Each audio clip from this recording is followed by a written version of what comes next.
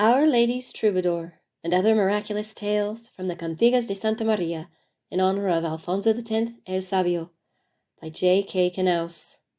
Published by Encircle Publications, 2021. Copyright Jessica Knauss, 2021. This recording, copyright Jessica Knauss, 2022. Introduction. A Wise King's Favorite Book.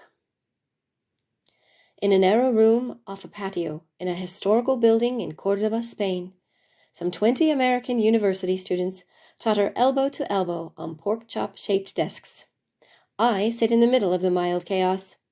The music appreciation professor, Pilar García Entre Canales, feeds a cassette tape into a large music system along the back wall and pushes play. Do we recognize the song? Of course we do. It's America from West Side Story, the Puerto Ricans' ode to the contradictory place of dreams we're all familiar with. This is Spanish music class. What are we doing with an American musical? Professor Garcia claps the rhythm out.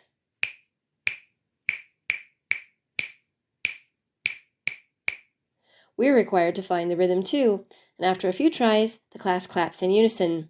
Then we take the tempo down. Now I'm going to show you how this is a Spanish rhythm, says the professor. I'm going to show you where this beat comes from. Bowed string instruments exit the speakers on tendrils that will lodge in my brain forever, though I have no way of knowing that at the moment. Even without the subtle drum beat, it would be clear this song also follows the rhythm. A baritone, whose name I may never know, starts to sing in medieval Galician Portuguese, which none of us have any hope of understanding, and changes my life forever.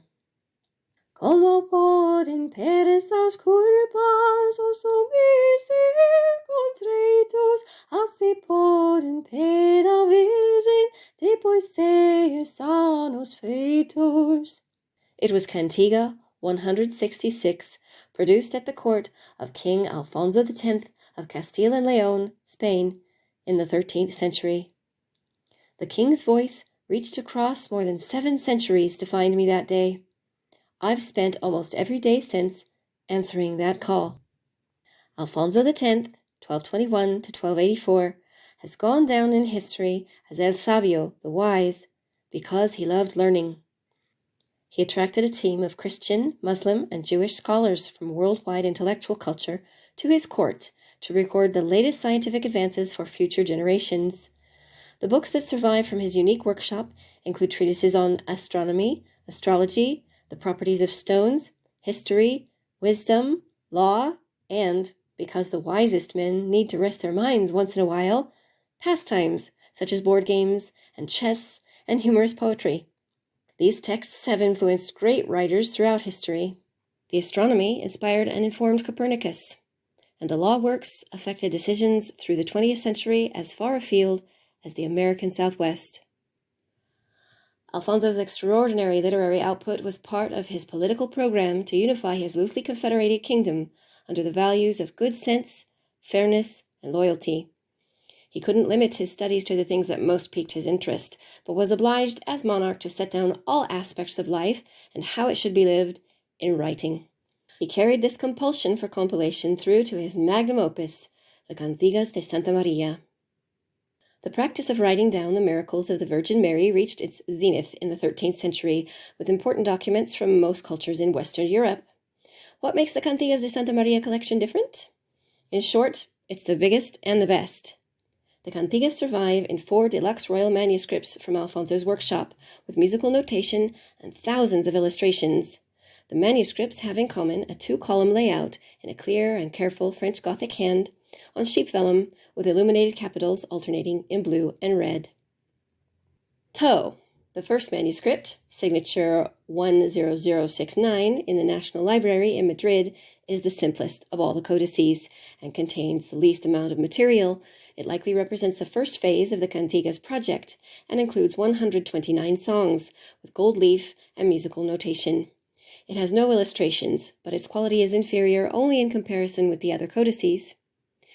It measures an impressive 315 by 217 millimeters, highlighting its value and importance. E.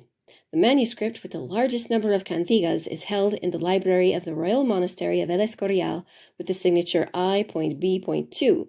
It's also known as the Codex of the Musicians because every 10th cantiga is headed by a column-width illustration showing one or two men or women playing a variety of musical instruments. Its 361 vellum folios measure an ambitious 404 by 274 millimeters and contain the prologues and 406 cantigas with gold leaf and musical settings. Códice Rico. Because of its deluxe planning, layout, and execution, El Escorial manuscript T.I.1 is known as the Códice Rico, the Rich Codex.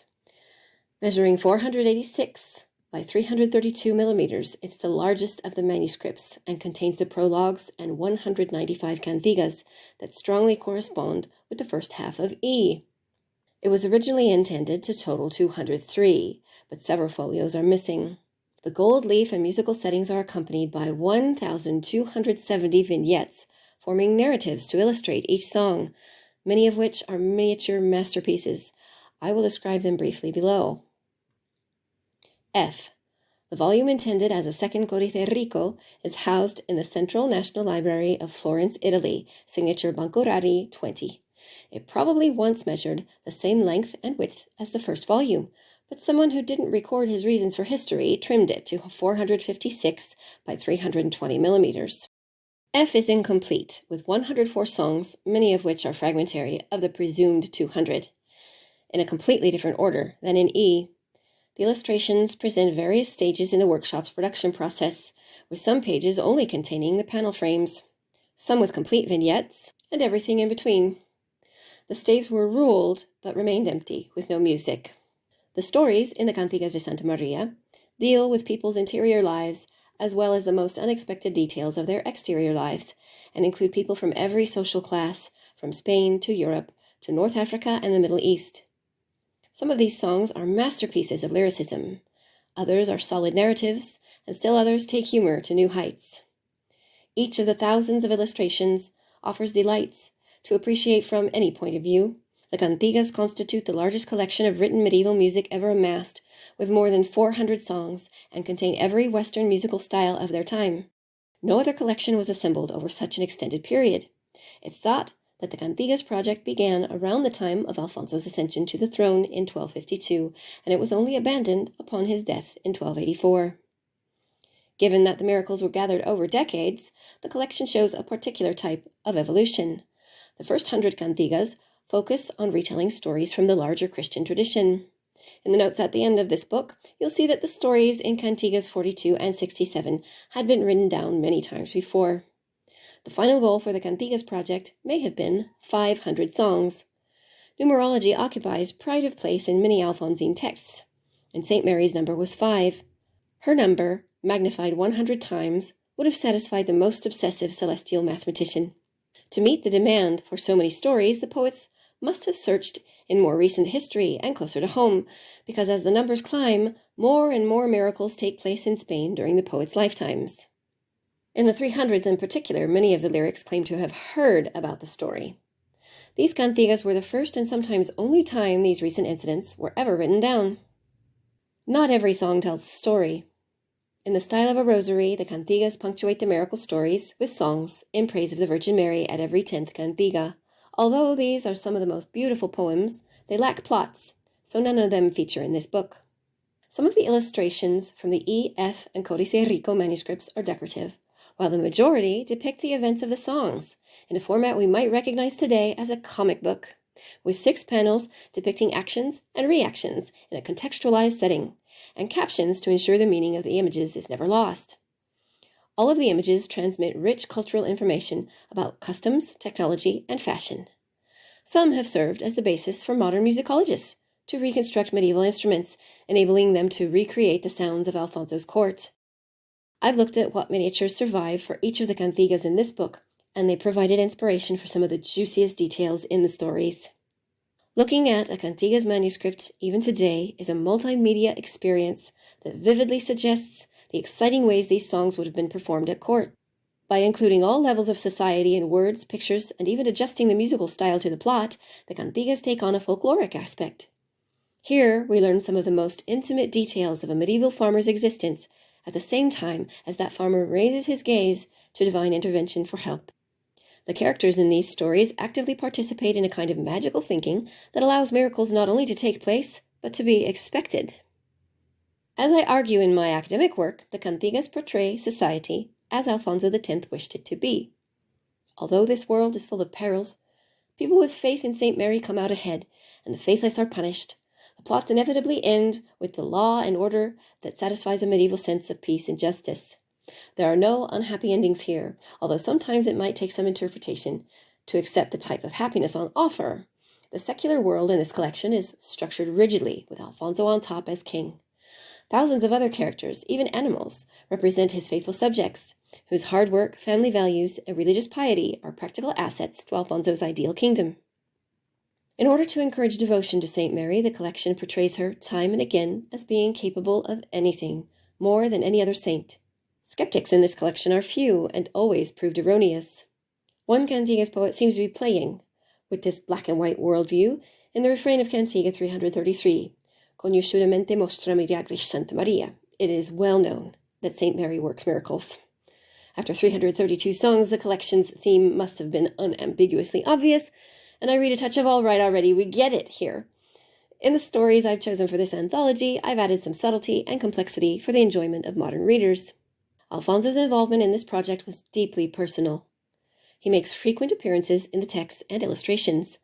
Joseph T. Snow has revealed a loose structure to the collection, achieved by drawing the reader's attention periodically to the identity of the king, the master architect-designer of the project, an unequaled concept in the miracle genre. For example, in this book I've chosen to adapt Cantiga 321, in which King Alfonso plays a helpful role in bringing about a miracle for one of his subjects. He also appears to have composed a few of the songs in the first person, and in Cantiga 209, he demands one of the manuscripts be brought to cure the illness he's suffering. Of course it works, bringing him back from the brink of death when the royal doctors had given up hope. While secular troubadours of the 12th and 13th centuries selected unattainable noblewomen to worship from afar in their poetry, in the Cantigas, Alfonso explains that for him there is no better lady than St. Mary. And what I want is to praise the Virgin, Mother of our Lord, St. Mary, who is the best thing he made, and for this reason I want from today forward to be her troubadour. That's from the prologue. This theme is carried out through numerous songs and depicted graphically dozens of times in panels in which the king occupies the space one might expect to be reserved for the church as the intermediary between St. Mary and her devotees in his ideal Spain. In his testament, Alfonso instructed that the Cantigas manuscripts should be kept in the chapel where he was buried, and the songs should be sung on high feast days. This final wish for the Cantigas solidifies their role as the king's personal ex voto, written thanks for the mercies St. Mary had upon Alfonso. They also served as a physical monument to the king's personal devotion to the Queen of Heaven. It's not uncommon for scholars to remark that the Cantigas de Santa Maria was Alfonso's favorite book. November 23, 2021 marks 800 years since Alfonso X's birth. I can't let this historic moment pass without making a heartfelt gesture. I hoped to participate in conferences with Alphonsine scholars, complete with museum exhibits and concerts, but most such commemorations have been pushed aside by the COVID-19 pandemic. Under these conditions, events that bring groups of people together must be avoided. Luckily, creative writing doesn't require crowds. I can think of no better way to honor Alfonso's birth and legacy than to adapt stories from his favorite book so readers today can enjoy them. In order to preserve the idea of the rosary structure of the original Cantigas, I've written 10 miracle stories based on poems in this extraordinary songbook. I selected Cantigas to adapt using much the same criteria as the original compilers. I wanted to showcase not only the most interesting stories, but also include people from every part of Spain and a few outside it, and every social class, along with their customs, concerns, and animal companions.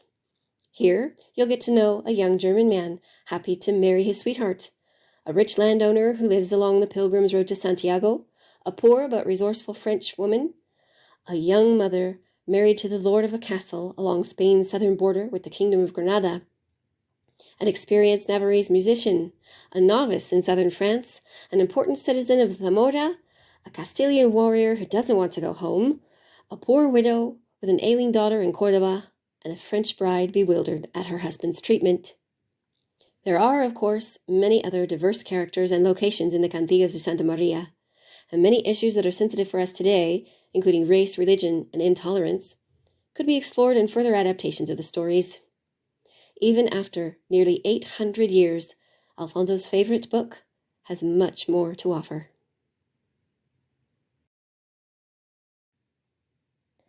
This has been the introduction to Our Lady's Troubadour and Other Miraculous Tales in honor of Alfonso X el Sabio by J.K. Knauss.